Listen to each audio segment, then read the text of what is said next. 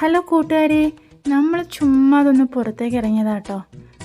അപ്പോൾ നമ്മൾ പുറത്തേക്ക് ഇറങ്ങിയപ്പോഴേ നമ്മുടെ അടുത്തേക്ക് പട്ടിക്കുട്ടി ഓടി വന്നു. പേടയും കാര്യങ്ങളൊക്കെ ഇടയ്ക്ക് മേടിച്ചു കൊടുക്കുന്നതുകൊണ്ട് അത് സ്നേഹത്തോടെ നമ്മുടെ അടുത്തേക്ക് ഓടി വന്നതാട്ടോ. ഇന്ന് നമ്മൾ ചെറിയൊരു തട്ടുകടയുടെ വിശേഷമാട്ടോ പറയുന്നത്. നമ്മൾ പുറത്തേക്ക് ഇറങ്ങിയപ്പോൾ തട്ടുകട കണ്ടു. അപ്പോൾ അവിടെ ഒന്ന് കയറി നമുക്ക് 2 ദോശ കഴിക്കാമെന്ന് വിചാരിച്ചു. തണലെന്ന് പറയുന്ന തട്ടുകട അമ്പലപ്പുഴ അമ്പലത്തിനടുത്തുള്ളതാണേ. ഇതായിട്ട് കണ്ടോ, നമ്മുടെ ചേട്ടൻ നല്ല ചൂട് ദോശ ഉണ്ടാക്കിക്കൊണ്ടിരിക്കുകയാണ്. ചേട്ടൻ നമുക്ക് വേണ്ടി ഓംലേറ്റ് അടിച്ചുകൊണ്ടിരിക്കുക കേട്ടോ. വളരെ നൈസായിട്ട് ചേട്ടൻ ഓംലേറ്റ് അടിച്ചു. പിന്നെ നമ്മളിവിടെ വന്നിട്ട് പറഞ്ഞത് ദോശ, ഓംലേറ്റ്, പിന്നെ രസവട, ബുൾസെ ഇങ്ങനെയൊക്കെയാണ്. ഇവിടുത്തെ ദോശയാണ് ഏറ്റവും മെയിൻ കേട്ടോ. പിന്നെ ഇടയ്ക്ക് കപ്പ ബിരിയാണി ഉണ്ട്, ഒരു രക്ഷയില്ല, ഭയങ്കര ടേസ്റ്റാണ്. എല്ലാവരും ഒന്ന് ടേസ്റ്റ് ചെയ്ത് നോക്കേണ്ടതാണ്. പിന്നെ അങ്ങനെ നമ്മൾ അതിന് വേണ്ടി വെയിറ്റ് ചെയ്യുകയാണ്. ചേട്ടൻ മഞ്ഞക്കരിയൊക്കെ പൊട്ടാതെ ബുൾസയൊക്കെ അടിച്ചു. അങ്ങനെ ഓംലേറ്റൊക്കെ നമ്മുടെ മുന്നിലേക്ക് ചേട്ടൻ എത്തിച്ചു കേട്ടോ.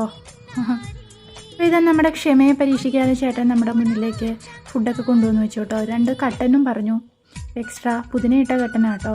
നല്ല സ്വാദായിരുന്നു. രസവട ഒരു രക്ഷയില്ല, ഇവിടുത്തെ രസവട സ്പെഷ്യലാണ് ഇവിടുത്തെ.